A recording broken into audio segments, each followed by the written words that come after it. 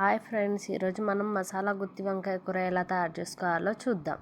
బాండీ పెట్టుకోవాలి ఫ్రెండ్స్. దాంట్లో కొద్దిగా పల్లీలు వేయించుకోవాలి. పల్లీలు కొద్దిగా దూరగా వేయడానికి టైం పడుతుంది కాబట్టి ఫస్ట్ పల్లీలను వేయిస్తున్నాను. దాని తర్వాత ఎండు కొబ్బరి కూడా వేసుకొని దాన్ని కూడా ఈ రెండు వేగడానికి కొద్దిగా టైం తీసుకుంటాయి కాబట్టి ఫస్ట్ వీటిని దూరగా వేయించుకోవాలి. దాని తర్వాతకి లవంగా, దాల్చిన చెక్క, జీలకర్ర, ధనియాలు, మెంతులు వేసి దోరగా వేయించుకోవాలి ఫ్రెండ్స్. ఇవి వేగేంతలోపు మనం నువ్వుల్ని కూడా వేసి చిటపటలాడించి అవి కూడా దోరగా వేగిన తర్వాత తీసి పక్కన పెట్టుకోవాలి. దీన్ని ఒక్కొక్క దాన్ని నిదానంగా, కొంతమంది అయితే ఒక్కొక్కటి వేసుకొని కూడా ఫ్రై చేసుకొని పక్కన పెట్టుకుంటారు.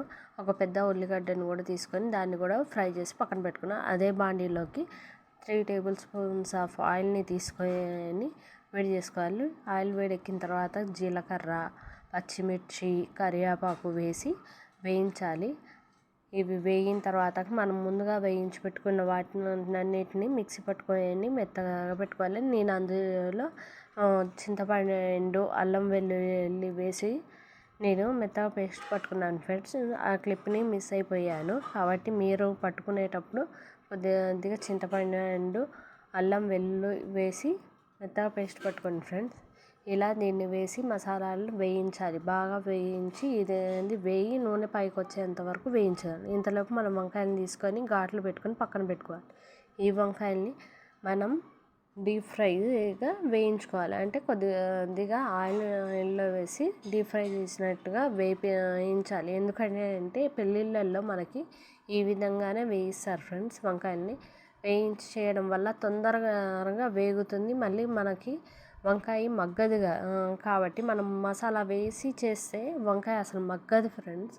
కాబట్టి ఈ విధంగా వేసి ఫ్రై చేశారనుకోండి తొందరగా వేగుతుంది. దానికి మసాలా పడుతుంది. కూర కూడా చాలా టేస్ట్గా ఉంటుంది. మీరు పెళ్ళిళ్ళలో తినే విధంగా ఉంటుంది ఫ్రెండ్స్. కాబట్టి మీరు కూడా ఇదే విధంగా ట్రై చేసి ఒకసారి చూడండి. ఇవకు చాలా బాగా కుదురుతుంది. ఈ విధంగా చేసుకున్న తర్వాత దీన్ని వాటర్ యాడ్ చేయాలి. ఎందుకంటే మసాలాలు మాడిపోకుండా కొద్దిగా వాటర్ వేసి ఇచ్చేయాలి.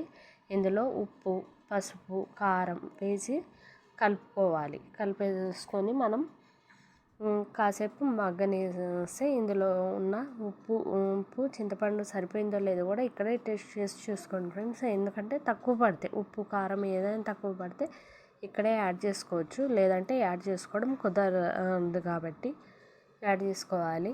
దీన్ని 15 నిమిషాల పాటు సిమ్లో పెట్టి మనం ఉడికించుకుంటే మనకి వంకాయకి అనేది మసాలాలన్నీ పట్టేసి కూర చాలా టేస్టీగా ఉంటుంది. మనం 15 నిమిషాల పాటు మూత పెట్టి మగ్గించుకుందాం. ఇలా మగ్గిన తర్వాతకి మనం దీంట్లో కొద్దిగా కొత్తిమీర యాడ్ చేసుకోవాలి. కొత్తిమీర యాడ్ చేసుకుంటే అప్పుడు మన కూర ఎంతో టేస్టీగా ఉంటుంది. మీరు ఈసారి తప్పకుండా ట్రై చేయండి. ట్రై చేసిన తర్వాత నా కామెంట్స్లలో మీకు ఏ విధంగా ఈ కూర కుదిరిందో నాకు చెప్పండి ఫ్రెండ్స్. కాబట్టి 15 నిమిషాలు మగ్గనిద్దాం.